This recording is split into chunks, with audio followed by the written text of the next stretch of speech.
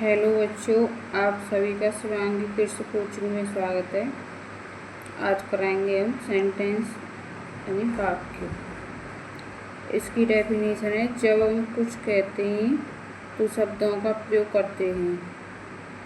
इन शब्दों के समूह के रूप में प्रयोग किया जाता है। इन शब्दों के समूह को वाक्य कहते हैं। परिभाषा सार्थक शब्दों का समूह जो पूर्ण भाव प्रकट करता है वाक्य कहा जाता है। इसकी डेफिनेशन है, a sentence is a group of words making complete sense. For example, उदाहरण के लिए देखिए, फर्स्ट है an aeroplane files, second the tiger runs fast. अगला है, उपरोक्त वाक्यों का ठीक अर्थ निकालता है, इसलिए ये सभी वाक्य सेंटेंस हैं। और देखेंगे वाक्य के प्रकार, काइंड्स ऑफ सेंटेंस। वाक्य 6 प्रकार के होते हैं। पहला है अफर्मेटिव सेंटेंस, हिंदी में से कहते हैं स्वीकारात्मक वाक्य अथवा साधारण वाक्य। सेकंड है नेगेटिव सेंटेंस, नकारात्मक वाक्य। थर्ड है इंटरोगेटिव सेंटेंस, प्रश्नवाचक वाक्य। चौथा है ऑब्जेक्टिव सेंटेंस, इच्छा सूचक वाक्य। अगला है 5वां इम्पेरेटिव सेंटेंस, आज्ञा सूचक वाक्य। छठा है एक्सक्लेमेटरी सेंटेंस, विस्मयादिबोधक वाक्य। अफर्मेटिव सेंटेंस, साधारण वाक्य। इस प्रकार के वाक्यों से हाँ का भाव प्रकट होता है तथा ये साधारण वाक्य होते हैं। फॉर एग्जाम्पल देखिए, उदाहरण के लिए, the lion lives in den. अगला है I am a doctor. Second है नेगेटिव सेंटेंस, नकारात्मक वाक्य। इस प्रकार के वाक्यों में निषेध अथवा नहीं का भाव प्रकट होता है। फॉर एग्जाम्पल, उदाहरण के लिए, the child is not sleeping, I am not a player. इसमें नॉट का प्रयोग होता है। अगला है थर्ड इंटरोगेटिव सेंटेंस, प्रश्नवाचक वाक्य। इस प्रकार के वाक्य प्रश्न पूछने का कार्य करते हैं और वाक्य के अंत में प्रश्नवाचक चिन्ह लगाया जाता है। फॉर एग्जाम्पल है, is the cow sleeping, are you my friend. Fourth है ऑब्जेक्टिव सेंटेंस, इच्छा सूचक वाक्य। इस प्रकार के वाक्यों में इच्छा अथवा आशीर्वाद का भाव प्रकट होता है। वाक्य के अंत में संबंध चिन्ह, विस्मयादिबोधक का चिन्ह होता है। फॉर एग्जाम्पल देखें, उदाहरण के लिए,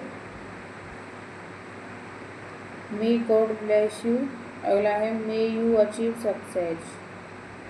अगला देखेंगे 5वां इम्पेरेटिव सेंटेंस, आज्ञा सूचक वाक्य।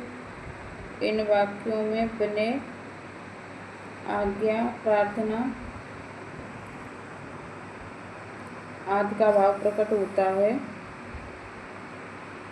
फॉर एग्जाम्पल, उदाहरण के लिए, don't play on the road. अगला है ड्राइव योर साइकिल। अगला है 6वां एक्सक्लेमेटरी सेंटेंस, विस्मयादिबोधक वाक्य। इन वाक्यों में हृदय के भाव प्रकट होते हैं। फॉर एग्जाम्पल, उदाहरण के लिए, alas we have lost the game. अगला hurrah we have won the match.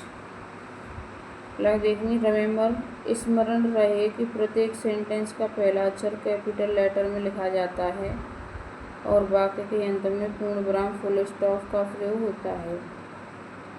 अंग्रेजी में वाक्य बनाते समय ध्यान रखना चाहिए कि सबसे पहले कर्ता की अंग्रेजी को लिखा जाता है, फिर क्रिया तत्पश्चात कर्म को अंग्रेजी में लिखा जाता है।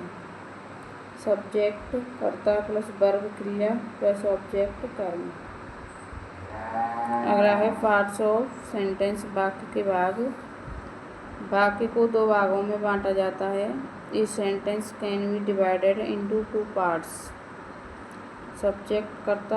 वाक्य का वह भाग जो व्यक्ति का नाम अथवा वस्तु के विषय में बोध कराए कर्ता सब्जेक्ट कहलाता है। The part showing the name of person और thing we speak about is called subject. Predicate विधेय वाक्य का वह भाग जो कर्ता सब्जेक्ट के कार्य को दर्शाता है विधेय प्रेडिकेट कहलाता है। The part telling something about the subject in other words work done in the sentence is called predicate. For example के लिए देखेंगे, उदाहरण के लिए रमेश सब्जेक्ट पार्ट है और इज रीडिंग ए मैगजीन ये प्रेडिकेट पार्ट है। सेकंड, स्टूल सब्जेक्ट पार्ट है। हैज 4 legs प्रेडिकेट पार्ट है। हेल्पिंग वर्ब के बाद जो पार्ट होता है वो प्रेडिकेट पार्ट होता है। निम्नलिखित प्रश्नों के उत्तर दीजिए। How many kinds of sentence are there वाक्य कितने प्रकार के होते हैं, सब आपको कमेंट बॉक्स में बताना है। Second, how many parts can sentence be divided into वाक्य को कितने भागों में बांटा जा सकता है। निम्नलिखित वाक्य के सामने उनके प्रकार भी लिखने हैं। He writes a letter, I am a boy, baby has no toy, go away from here, stop it. Thank you बच्चों। चैनल को सब्सक्राइब करें और वीडियो को लाइक करें और कमेंट बॉक्स में आप सभी को आंसर दें।